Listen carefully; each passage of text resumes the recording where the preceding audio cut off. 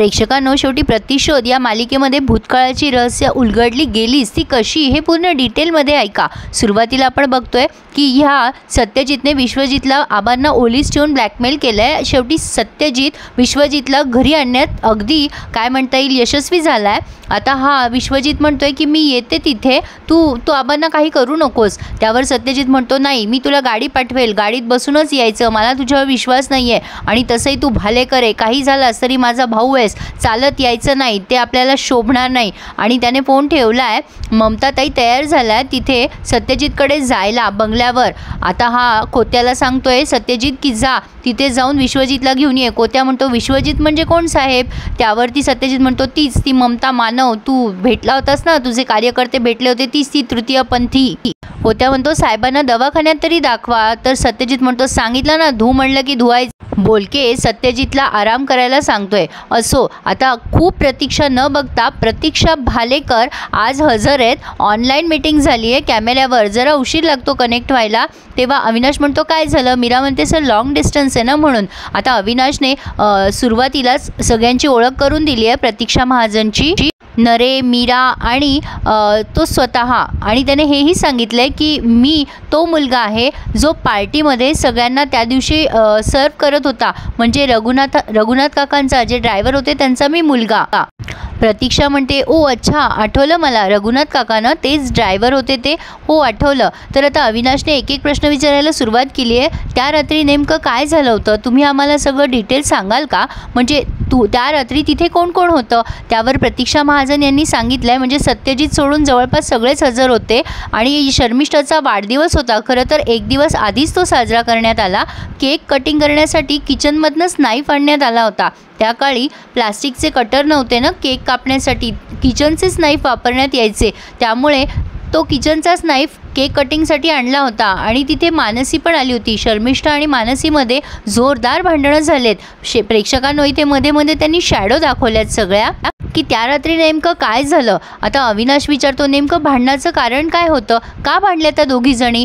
त्यावर प्रतीक्षा सांगते की मानसीचा शर्मिष्ठाला खूप राग यायचा आणि तिच्या पोटात जे मूल होतं ते विश्वजितचं नव्हतं, या मुद्द्यामुळे त्या दोघा तिघांमध्ये भांडणं सुरू झाली। आबा ही भांडणं मिटवायचा प्रयत्न करत होते, तिथे विश्वजित सुद्धा आला आणि त्याने समजून मानसीला बेडरूममध्ये पाठवून दिलं आणि बघणारी लोक नुसती बघत होती, त्यात मी सुद्धा होते। शेवटी मी शर्मिष्ठाकडे गेले आणि तिला शांत करायचा प्रयत्न केला। आबा विश्वजितला समजून सांगत होते आणि शर्मिष्ठा आबांशी देखील भांडत होती। आणि मग राग या तिघांमध्ये जरा वाद सुरू झाला आणि चाकू उचलण्यात आला। शर्मिष्ठाने तो चाकू उचलला होता आणि मग आबांनी तो चाकू तिच्या हातातनं हिसकावून घेतला आणि मग तिथे विश्वजित आला। भांडणाचा मुद्दा हा होता की जे तिच्या पोटामध्ये मूल होतं मानसीच्या, ते मूल विश्वजितचं नव्हतं, कारण तो पुरुषच नव्हता असं शर्मिष्ठाचं म्हणणं होतं। अविनाश म्हणतो अच्छा, म्हणजे ह्यामुळे त्या दोघांचे फिंगरप्रिंट्स त्या चाकूवर होते। तर आता ती पुढे सांगते प्रतीक्षा की मी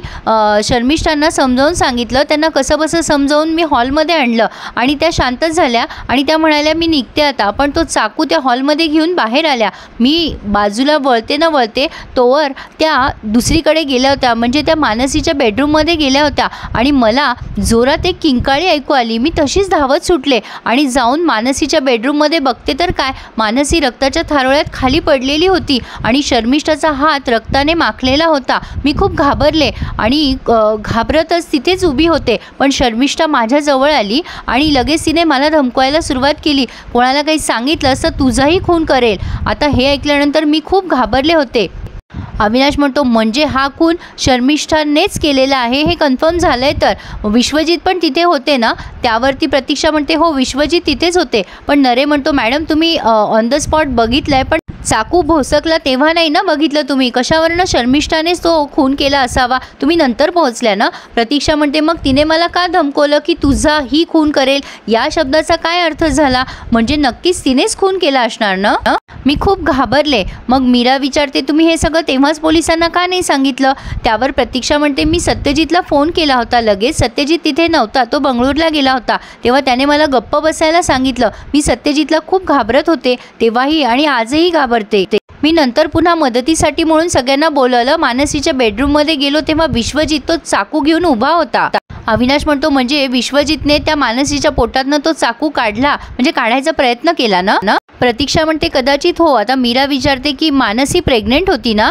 प्रतीक्षा म्हणते तिचं लग्न ठरलं तेव्हाच ती प्रेग्नेंट होती आणि ते मूल विश्वजितचं नाही आहे असं शर्मिष्ठा वारंवार सांगायची. तिचं कोणाशी तरी अफेअर होतं मानसीचं. त्यावर अविनाश विचारतो मॅडम कोणाशी अफेअर होतं? आता मात्र जरा शांत बसल्यात ह्या आणि काहीच बोलत नाहीत. त्या म्हणतात मला माहिती नाही आहे. हे उत्तर त्यांनी जरा पॉज घेऊन सांगितलंय. असो. नंतर अविनाशने प्रश्न विचारलाय की मानसीचा खून झाला तेव्हा तिची डिलिव्हरी झाली होती का? त्यावर प्रतीक्षा म्हणतात की हो, तिला आधीच मूल झालेलं होतं. अविनाशने विचारले मुलगा होता की मुलगी, हे तुम्ही सांगू शकाल का? त्यावरती प्रतीक्षा म्हणते हो, मुलगी होती. पण मानसीचा खून झाला त्यानंतरही मानसी खूप वेळ जिवंत होती. नंतर काय झालं काय नाही ते मला एवढं नाही सांगता येणार. मी खूप घाबरले होते आणि तिथून निघून गेले.